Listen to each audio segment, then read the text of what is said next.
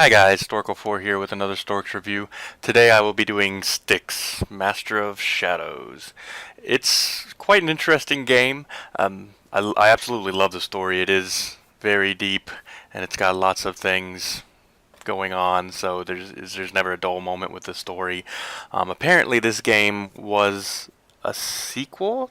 There was a game prior to it called of Orcs and Men, and I guess Styx was a character in that one, so this is a spin-off of that. I've never played that, but I would be interested of seeing that game.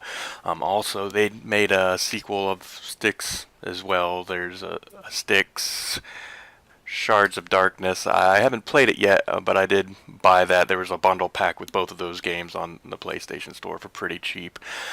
This is a stealth type game. You will be disappointed if you want to do melee stuff. I can tell by when the game was made that there's been nothing like this around.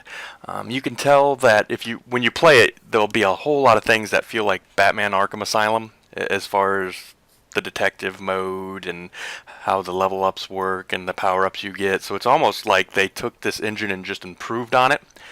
So that being said, it kind of feels like that, but there's a little clunkiness here and there because they haven't ironed out all the features yet. But I do love the game. One thing I do have to say, I first started playing it and I wanted to throw the controller across the room and smash my PlayStation because this game is quite incredibly hard, but only because of my mindset. Once I found out what the game was getting at, I had fun and it wasn't that hard at all. I've played games like this, like I said, it almost plays like the Shadows of Mordor as well. So you're going through stealthily killing monsters. The only difference is melee combat will eat you alive. So the choices there are to get really good at the weird clunky combat of melee, or just save often, and anytime you get into melee combat, just load. It doesn't tell you this in the game, but you can save at any point. They do have save points where if you reach it and die, it goes back there, but sometimes they could be 3-4 rooms back, and you're dying on average every room.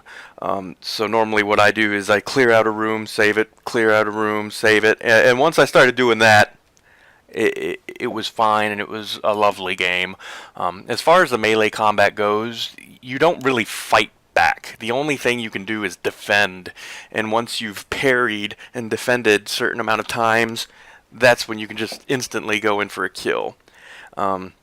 So if you are wanting to be adventurous in doing melee, what you're looking for is they swing their weapon, and as they're swinging it shows a square, and you got to press square to defend. But I found that the timing is quite incorrect. Basically what you want to do is hit square right before they swing, before that button even shows up on the screen, and then you'll pretty much dodge every time. So just be aware of that, and then the game's much more fun. They do have, like I said, a skill set that you get to put in. You get to go into stealth or combat or holding extra items. I'm highly advised to stay off the combat, as I said. But the way the game works is you get experience for beating a level, you get experience for finding certain tokens, and you get experience for doing certain challenges. So then you can replay a level.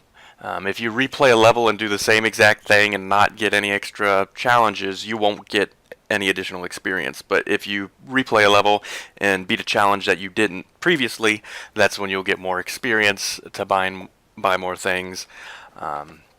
Like I said, the learning curve is quite high, but with those tricks I said, it makes it a whole lot more doable and a whole lot more playable. In the game, you have certain things. There's lights, which make it easier to detect, so you can sneak by a torch and close the light off, making it dark. And when it's dark, you start glowing, which means that you're harder to detect. So they give you sandbags. So if you're far away from a torch and you don't want to get up close to the torch, you can throw sand at it, and it makes it dark.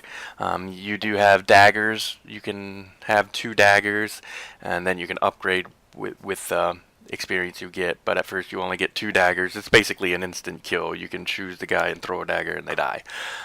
You also have healing potions and magic potions. You have certain abilities that you can use with magic.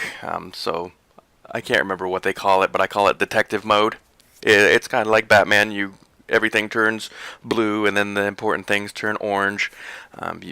It uses a lot of magic at first, but what I didn't realize that made the game more enjoyable and easier to play is when you go into detective mode, by the time detective mode goes away, you regain that same exact amount of mana. At first I was afraid to use detective mode, but as long as you're not doing anything else, you'll never run out of mana if you just keep using detective mode. You can also go invisible with your magic.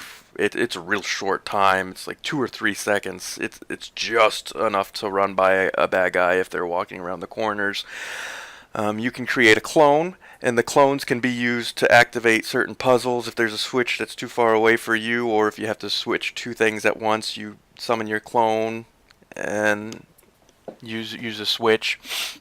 And then also the distraction. You can just summon your clone and then tell it to run after a bad guy, and as the bad guy's fighting him, you can just walk by. So there's lots of different strategies you can do there. It's not too kid appropriate. I wouldn't turn him away if he just sees me walking, but during cutscenes and of course there's certain ways you can kill them. If you're slitting throats, I wouldn't do that, but if you're turning invisible, walking by bad guys, playing it that way, that's fine. And yeah, the story instantly gets your attention. It starts off with you being in jail, and then it cuts to a cutscene. So then it's slowly progressing, and then it bounces back and forth between the now and then, and you're explaining how you got to the now. So it's a fun way of keeping the players entertained with the story. And as far as the graphics, for its time, it was amazing. It's not the absolute best now, but for being one of the first PlayStation 4 games, and then getting used to the processor and whatnot, it's fun what they did with it. And I would definitely say it's well worth the money. My only tips again would be avoid combat at all costs and to save often. And that being said, that's the end of my review. I hope you guys enjoyed, and if you did, hit that like and subscribe button. And thank you.